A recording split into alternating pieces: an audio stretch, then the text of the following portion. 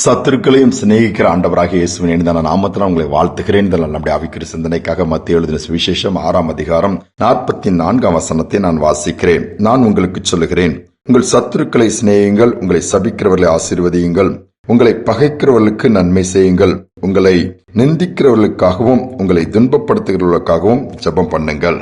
இயேசு எவைகளை பிரசங்கித்தாரோ அவைகளை செய்தும் காண்பித்தார். பேசுவது எளிது, பிரீச்சிங் இஸ் ஈஸின்னு சொல்லுவாங்க. பிராக்டிசிங், அதன்படி நடப்பதற்கு, அதற்கு கீழ்ப்படிவதற்கு, செயல்முறைக்கு கொண்டு வருவது கொஞ்சம் கடினமான ஒன்றுதான். ஆனால் இயேசு சொன்னதை அப்படி செய்தார். கூட இருந்த ஒரு சீஷன் 3.5 ஆண்டுகள் யூதாஸ் இயேசுவை முத்தமிட்டு காட்டிக் கொடுக்கிறான். ஆனால் அவனை கூட துரோகி என்று சொல்லல, சிநேகிதனே என்றுதான் சொல்றாரு. மறுதலித்த பேதுரு, கூட இருந்து நான் மறுதலிக்க மாட்டேன், ஜீவனே கொடுப்பேன் மார்த்தட்டின பேதுரு மறுதலித்த பின்பு மீன் பிடிக்கும் பழைய வாழ்க்கைக்கு போகும்பொழுது இயேசு தேடி சென்று அவன் அன்பை எதிர்பார்த்து அன்போடு பேசுகிறார். இதுதான் அன்பு, அன்புக்கு அடையாளம். இன்னைக்கு நமக்கு துரோகம் பண்றவங்கள, நமக்கு விரோதமா எழும்புகிறவங்கள, நம்முடைய சத்துருக்களை நம்ம என்ன பண்றோம் தெரியுமா? ஆண்டவர் பழி வாங்கும்படிதான் நம்முடைய ஜெபங்கள் இருக்குது. அவங்களை அப்புறப்படுத்துங்கப்பா, சத்துருக்களை சிதறடிங்கப்பான்னு தான் சொல்றோம். ஆனா புதிய ஏற்பாட்டு காலத்துல ஆண்டவராக இயேசு நமக்கு கற்றுக் கொடுத்த காரியம், அவர்களுக்கு ஜெபிக்க வேண்டும், அவர்களை நேசிக்க வேண்டும், அவர்களுக்கு நன்மை செய்ய வேண்டும், சொல்லிக்கொண்டே போலாம். ஆனா செய்யறோமா? செய்ய முடியல. ஏன் செய்ய முடியல? கிறிஸ்துவின் அன்பு நமக்குள் இருந்தால் நிச்சயமாக நாமும் கிறிஸ்துவை போல வாழ்ந்து காண்பிக்க முடியும். அதுதான் அன்பு. ஒரு குறிப்பிட்ட தேசம், அங்கு கிறிஸ்துவை விட்டு பிரசங்கிக்க கூடாது, கிறிஸ்தவர்களே இருக்கக்கூடாது, இருந்தால் கொல்லப்பட வேண்டும். அங்கு ஒரு வாலிபன் கிறிஸ்துவை ஏற்றுக்கொண்டு இருக்கிறான்.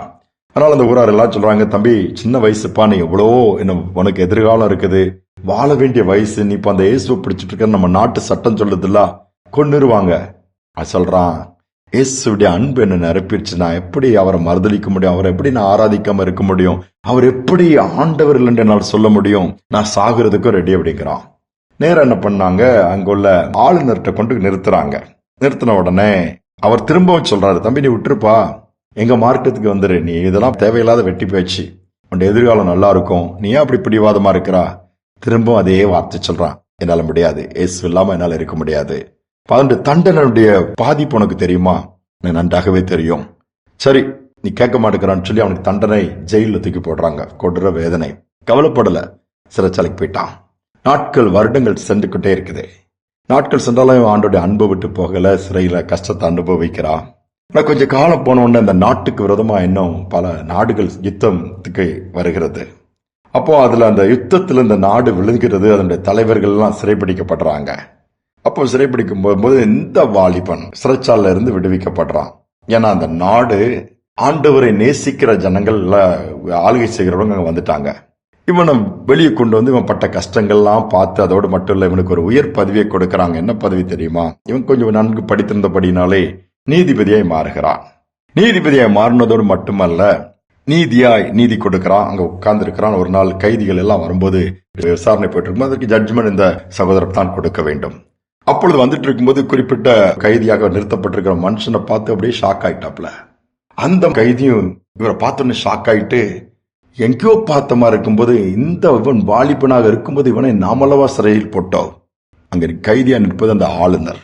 இவனுக்கு முன்னாடி நம்ம போய் கைதி அன்னைக்கு நிற்க வேண்டிய ஒரு நிலைமை வந்துருச்ச. உடனே உணர்ந்து எதுவும் பேசாம, ஒரு நாள் உங்களை நான் பழி வாங்கினேன், இன்னைக்கு நீங்கள் பழி வாங்குற நேரம் வந்துருச்சு, என்ன எந்தவித விசாரணைக்கும் நான் ரெடியா இருக்கேன், ஜெயில போட்டிருக்கேன் அப்படின்னு சொல்லும்போது, இந்த நீதிபதியா அந்த மனுஷன், சகோதரன் ஒண்ணுமே சொல்லல, கோபப்படல. அந்த கனிவான பார்வை இறங்கி வந்து அவனை கட்டிப்பிடிச்ச அந்த ஆளுநரை தட்டி கொடுத்து, பழி வாங்குகிற எண்ணம் எனக்கு கிடையாது, காரணம் இயேசுவின் அன்பு என்ன நிரப்பி இருக்குது, நான் எப்படி பழி வாங்க முடியும்?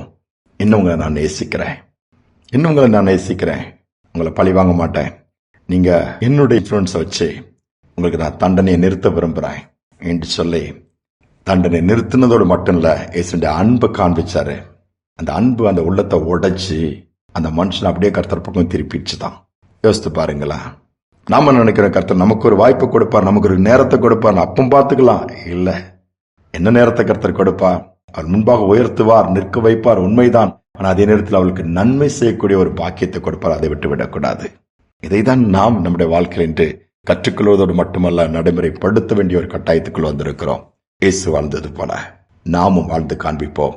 நிச்சயமாகவே மற்றவர்கள் அத்தனை பேரும் ஆண்டவருடைய அன்பினாலே கவரப்படுவதோடு மட்டுமல்ல, நிறைந்திருக்காது ஏதுவாக இருக்கும். ஜெபிப்போம். அன்பின் தகப்பனே, இந்த நல்ல நாளுக்காக இந்த தருணத்திற்காக நன்றி செலுத்துறோம். எத்தனையோ பேர் கிடைக்காத பாக்கியத்தை எங்களுக்கு கொடுத்திருக்கிறீங்கப்பா. நீர் வாழ்ந்து காண்பித்து போயிருக்கிறீங்கப்பா. சவால்களை சந்திச்சிருக்கிறீங்க, சோதனைகளை ஜெயித்திருக்கிறீங்க, பரிசுத்தமா வாழ்ந்திருக்கேன்னு சொல்லப்போனா எவ்வளவு காரியங்களை சொல்லலாம்.